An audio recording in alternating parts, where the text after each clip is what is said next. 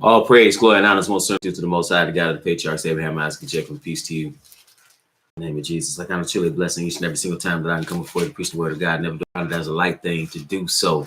And I'm real late, and I'm gonna be real quick. Well, not real quick, but at least I have it in my mind. I'm gonna be quick.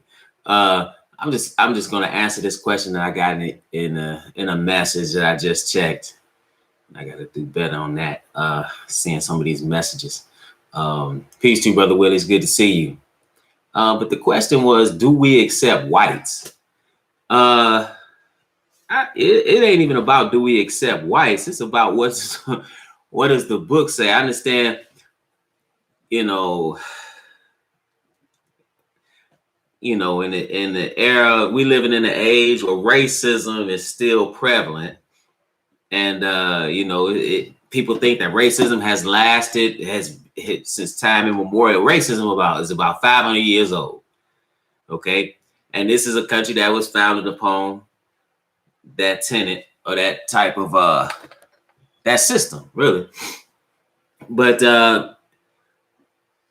so with the question is, I assume the person was, I could be making a false assumption, but I assume the person that had sent the message to us may have been of European descent. I'm not sure, but the bottom line is, the question is, who does God accept?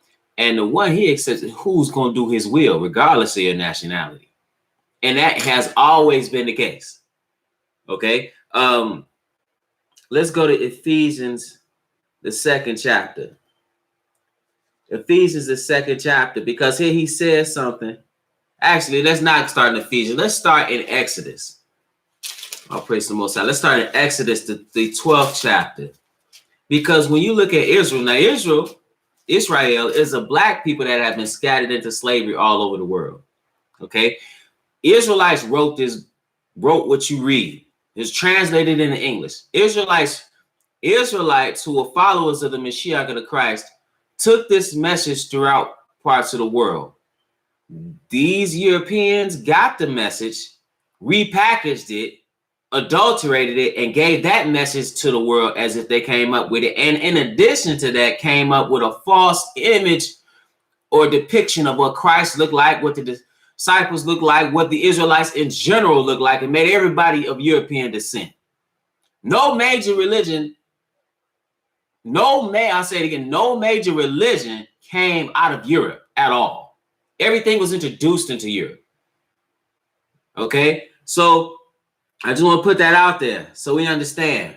But nevertheless, He is not on an individual level. Let me be clear. On an individual level, He is not rejecting you based on your nationality. Let's see something that happened when Israel came out of Egypt. This is Exodus, the 12th chapter, verse 37. It says, "And the children of Israel journeyed from Ramses to Succoth, about 600,000 on foot that were men, beside children." So this 600,000, I believe Ramesses is an anachronism. But nevertheless, it says in verse 38, "And a mixed multitude went up also with them, and flocks and herds, even very much cattle." What does he mean, a mixed multitude? He meant people of other nations. Okay, so people talk, Israel left, but they didn't leave by themselves. So what happened there? Because Egypt, being a prominent nation at the time, they had all types of people that were coming in there. A lot of people were working in various service capacities. You had mines, you had different things that were being done, and people were coming, just like people come here. They came to work, or they were brought there to work. Okay, so but when they saw what happened, even some of the Egyptians, when they saw what happened with Egypt being brought down to its knees, they said that God of Israel is the true and living God, and they left, and they became a part of that of them. So this should show you an example. In Numbers 11 chapter, verse 4, it says, "And the mixed multitude that was among them," the mixed multitude, the other people, other nations that were among them, fell lusting, and the children of Israel also wept again and said, "Who shall give us flesh to eat?" Okay, so now that was an issue, but you understand that was other nations. Now Let's go to Isaiah 56. Actually, let's go back to Exodus. I want to read something here in Exodus 12 again pertaining to the Passover. He says something. He says concerning the Passover, all of the congregation of Israel shall keep it. And when a stranger shall sojourn with thee and will keep the Passover to the Lord, let all his males be circumcised, and then let him come near and keep it. And he shall be as one that is born in the land, for no uncircumcised person shall eat thereof. Okay, so you could take hold of that covenant as another nation. You would dwell amongst the people. Once you made that decision, you were as one. He said, one law shall be to him that is homeborn and unto the stranger that sojourneth among you. See, so all you got Israelites running around here talking about the white man is the devil. The white man is not the devil. Can he be a child of the devil? Yes. Anybody can be a child of the devil. The Messiah talking to his own. He said, you're of your father, the devil. Talking about to his own people. But he is not the devil, nor is the white man Esau. That's falsehood as well. And what else is falsehood is that people of other nations can't be saved. That's not accurate. He has always made a way for one who would do his will. Furthermore, you talk about who Israel, you got other people was Noah an Israelite? No. You got righteous men back then that were not Israelites. People making this about melanin, when if you want to be real about it, how much European ancestry do you have in your lineage? It can't just be, well, who's your father? That's not far enough. You hear this nonsense. But now let's go to Isaiah the 56th chapter, because it's basically about who is going to serve the true and living Yah. That's what it's about. That's what it's about. Excuse me. Isaiah the 56th chapter. And let's pick it up at verse 1. He said, thus saith the Lord, keep ye judgment and do justice, for my salvation is near to come, and my righteousness to be revealed. Blessed is the man that doeth this, and the son of man that layeth hold on it, that keepeth the Sabbath from polluting it, and keepeth all praise to the Most High. He says, keepeth the Sabbath and from polluting it. Blessed is the man that doeth this, and the son of man that layeth hold on it, that keepeth the Sabbath from polluting it, and keepeth his hand from doing any evil. Neither let the son of the stranger, wait a minute, who is the stranger? The one of another nation. Neither let the son of the stranger that have joined himself to the Lord speak, saying, the Lord hath utterly separated me from his people. Neither let the eunuch say, behold, I am a dry tree. So he's not saying to the stranger, you can't be a part of this commonwealth. You can't be a part of what I've given Israel. Why are you teaching that? When I say you, I'm talking about the Israelites that are teaching that. That's not Old Testament. You don't have to go to the New Testament to find other nations. Go to the New Testament. Do you know the go to the Old Testament. Do you know the Old Testament?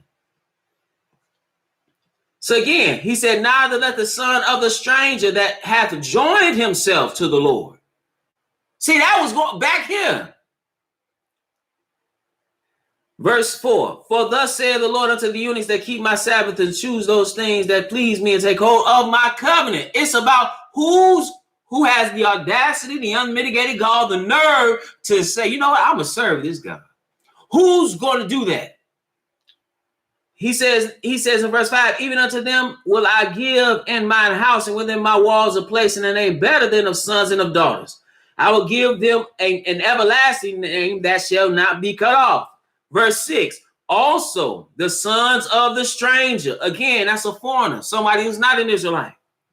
Also the sons of the stranger that join themselves to the Lord to serve him and to love the name of the Lord, to be his servants.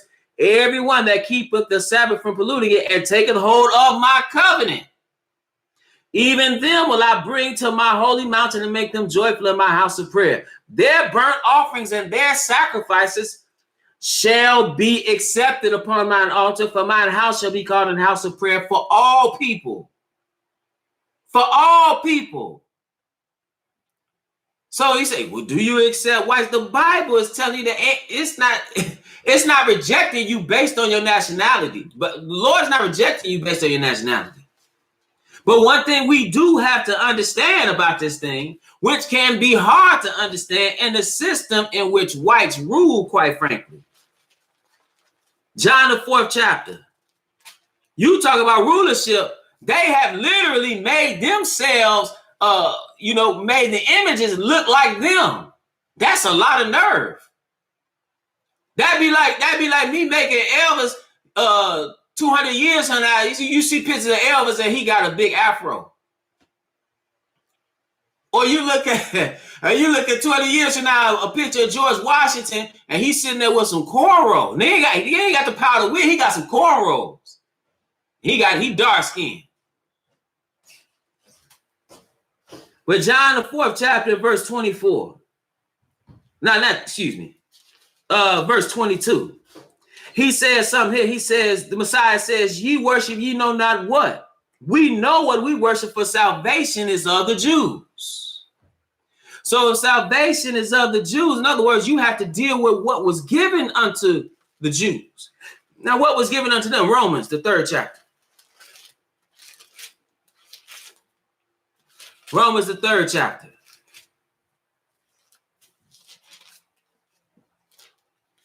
Romans, the 3rd chapter, verse 1. It says, what advantage then have the Jew, or what profit is their circumcision? So what's the advantage of being of the natural branches? What's the advantage of being an Israelite? He said, much every way, chiefly because that unto them were committed the oracles of God. See, that's what was given unto them. Amos. See, that's why when let's go to Amos, the 3rd chapter. He says, hear the word that the Lord has spoken against your children of Israel, against the whole family which I brought up from the land of Egypt, saying. Now he brought them up and a mixed multitude came with him, but he gave his word directly to Israel. You only have I known of all the families of the earth, therefore I will punish you for all your iniquities. See, only you have I known. I didn't know these other nations. I didn't manifest myself directly to any other nation like I did Israel. So that's something that people need to understand. You can't come in with your own agenda. And a lot of times that's what happens. People try to come in from another nation. They're so used to telling the so-called Negro what to do. They will come in with their own agenda and try to run something. No, can't happen here. You can sit down and learn like everybody else. You can sit down and be taught like everybody else. You can do that, but nobody's, at least not here, nobody's being rejected because of nationality, but people need to understand you got to come by this way. Psalm 147 and verse 19. What is it? What is the Most High done? It said, he showeth his word unto Jacob, his statutes and his judgments unto Israel. He have not dealt so with any nation, and as for his judgments, they have not known them. Praise ye the Lord. Peace to you, brother Johnny. You saying pray. If you don't mind, can you tell me what the issue is? If you can. If not, I understand. Now let's go to Acts. Because here you see, and I'm not gonna read it all, but here you see Peter dealing with Cornelius. And he gets this vision of these things that are all these unclean animals. And he says, rise, Peter, kill and eat. Peace to your sister. And he says, he's trying to contemplate that about that. Then Cornelius comes unto him. That's in Acts, the 10th chapter.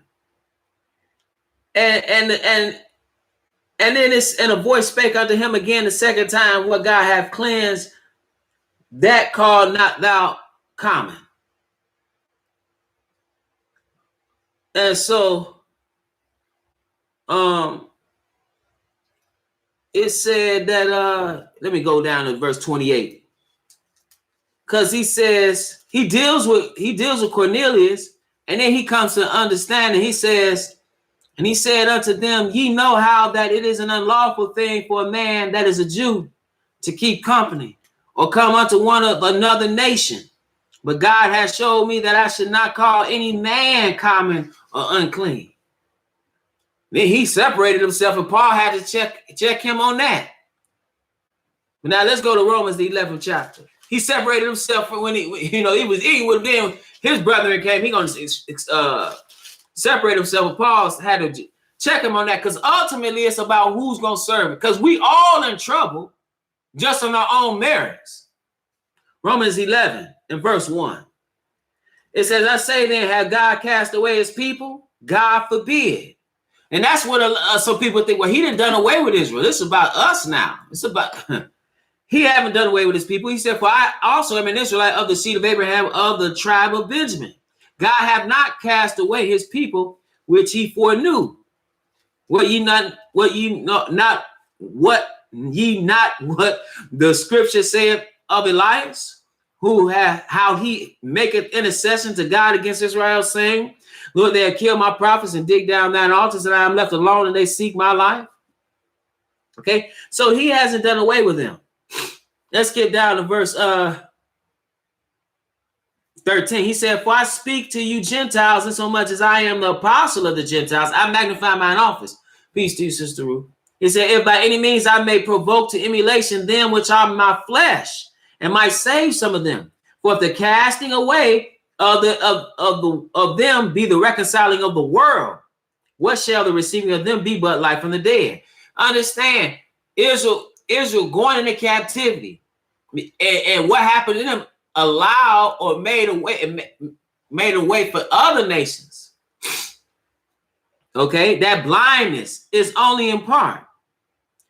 So that's not a total meaning for forever because putting away, because you see the new covenant he talks about is made with Israel. But you could take hold of that covenant. Okay? He gives you a warning here. He says in verse 17, and if some of the branches be broken off, and thou being a wild olive tree, were grafted in among them, and with them partakers of the root and fatness of the olive tree, boast not against the branches. But if thou boast, thou bearest not the root, but the root thee. So that's why you got Israelites talking about what these Gentiles talking about other Israelites that went. No, the other Israelites are natural branches. They were all one nation. You got to be mindful of who you're listening to. Like I said in the chat or in the Bible study this week, or the last one we just had, because it's a new week now, on this last Sabbath, people keep taking small liberty here, invoking things here, spreading false doctrines, being slick. You keep doing that, you're going to be floating off in outer space somewhere. You're going to find yourself in a place you don't want to be. And if you follow them, you're going to be right along with them. I've seen that before. Where you got people who dealing in the truth. And next thing you know, they saying, well, you can eat pork now. How in the world did you get there? You keep taking liberty here, liberty there, invoking things in the scripture that is not there, and you're going to find yourself lost. You better be mindful of who you're listening to. So he's just warning them. You grafted in as a wild olive. That's not talking about some... I'm making this point. Some might not even know what I'm talking about. Others do, because you got Israelites running around here talking about, well, these Gentiles here are talking about the northern kingdom or other Israelites, and it's not. He says, verse 24, if God spared not the natural branches, take heed lest he also spare not thee. So obviously the natural branches are Israelite in general, and these grafted in are talking about those of these other nations. Ephesians. Be mindful of who you're listening to. And my father was talking about that today. Be mindful of who you're listening to. But do we accept people of other nations? The Most High accept people of other nations. This is Ephesians 2, and we're going to pick it up at verse 11. It said, wherefore remember that ye being in time past Gentiles in the flesh, who are called uncircumcision by that which is called the circumcision in the flesh made by hands, that at that time ye were without Christ, being aliens from the commonwealth of Israel. You are outside. He said at one time, and strangers from the covenants of promise, having no hope and without God in the world. Then it says something. Then it says something. But now in Christ Jesus, ye who sometimes were far off are made nigh by the blood of Christ. Now that's what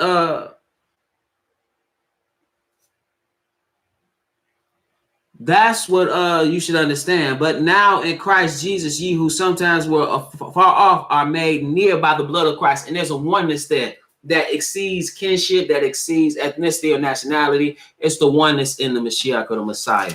Okay. Now,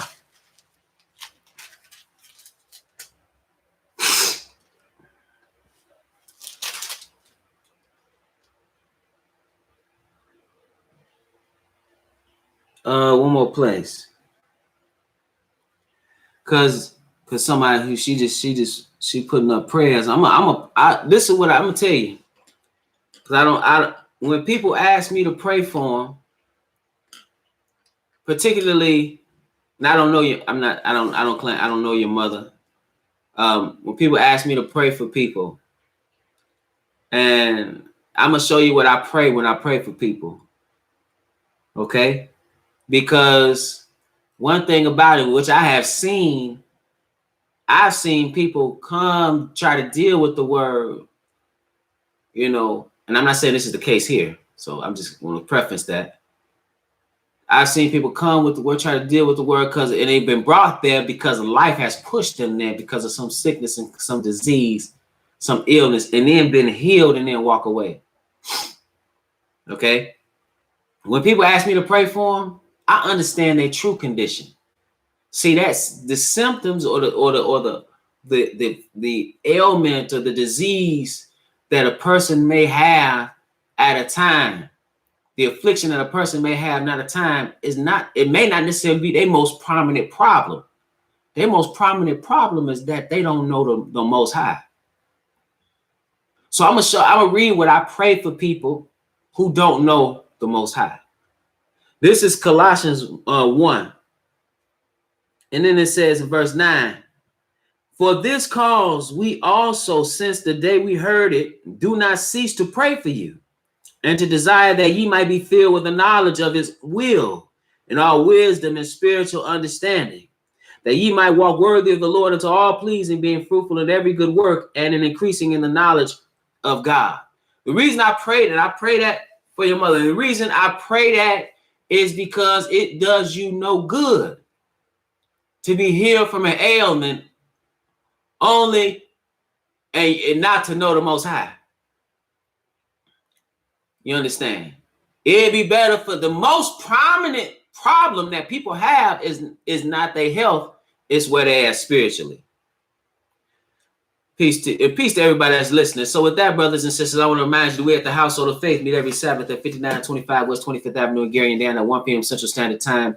We are live streaming on the Israel Teach YouTube channel as well as on our website until further notice. Okay, only live streaming. If you've been edified through the ministry and would like to leave a donation, you can do so on our website. All praise to the Most High, brother. You could do that. www.israelteach.org. ISRAELTEACH.org. Peace to you, Tiger and Sister Sharon and Brother Edwin. And Brother Nicodemus. Good to see you there. Oh, well, it'll be up in a minute, hopefully.